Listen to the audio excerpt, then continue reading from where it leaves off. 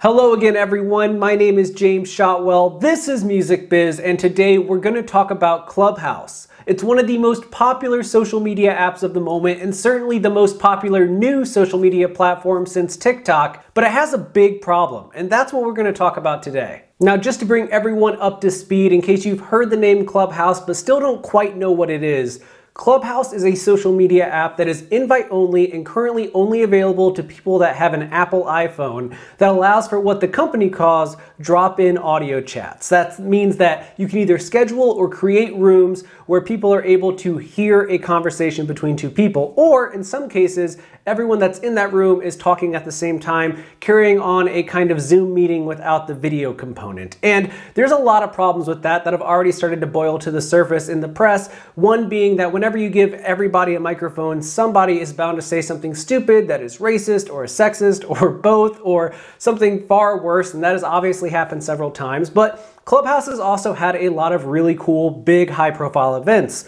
Mark Zuckerberg has been on it, Elon Musk has been on it, many big music industry professionals have been on it, hosting conversations, answering questions, or just hanging out with other music professionals. But there's a problem with that. Forget about the exclusivity and the fact that you need an invitation to even have Clubhouse. The bigger problem, and the one that's looming over the company's future, is the fact that the app was not designed for people with any type of disabilities. I mean, like whatsoever. Let's start by addressing the elephant in the room, as Clubhouse is an app all about audio, conversations, both hearing them and having them.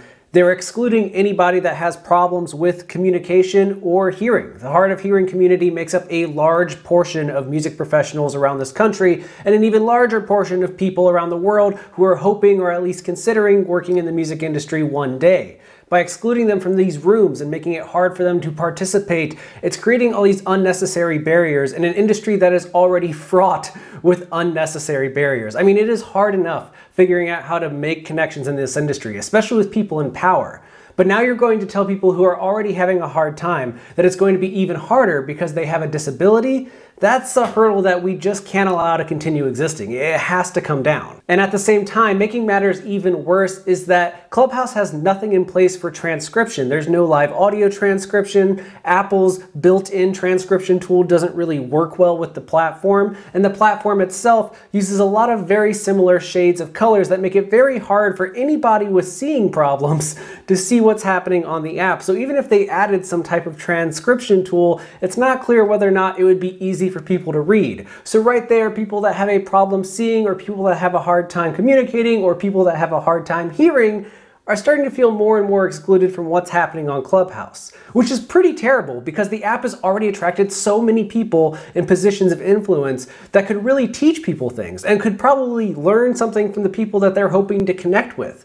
But if we're leaving out everybody that has any kind of disability related to seeing, hearing, or communicating, that is a huge portion of people that don't deserve that kind of treatment. They don't deserve to be excluded.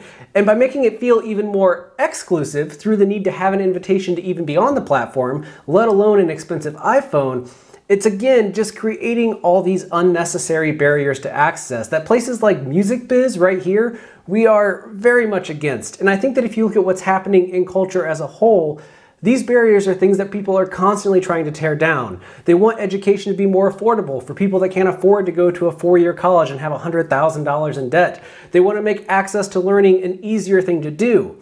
But Clubhouse, as much as it may have good meaning and intentions, it's leaving out a lot of people that could really use a leg up, or at the very least, want a level playing field for everybody involved, and you're excluding them from a conversation that you don't necessarily need to exclude them from. There's no good reason for it.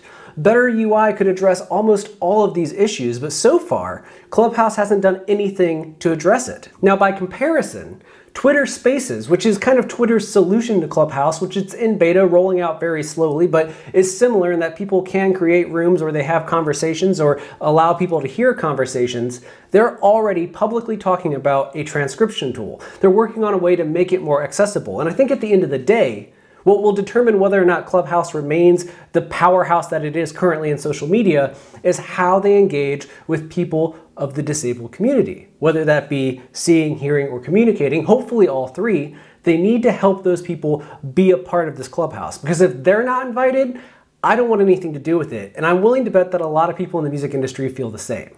Now, if you feel like this is one big criticism about Clubhouse, that's absolutely true. But I'm not saying that the app is without benefits. I mean, look at what's been happening in the audio space over the last 5 or 10 years. As podcasts have become more and more popular, there's a ton of free information and free education out there for people to get their hands on, and that goes for YouTube as well.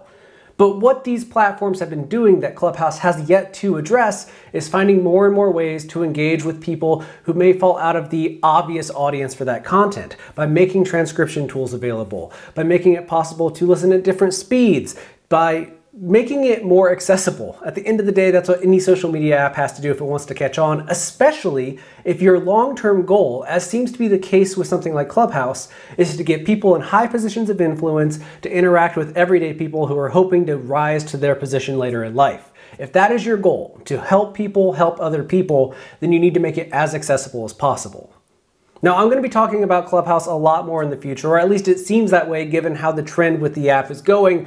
But if you want to stay up to date with everything happening, as well as what's happening in the music industry as a whole in a way that's easy to digest and relatively quick to digest, please take a moment and click the subscribe button down below, because that's all we do here at Music Biz. We talk about the business of music.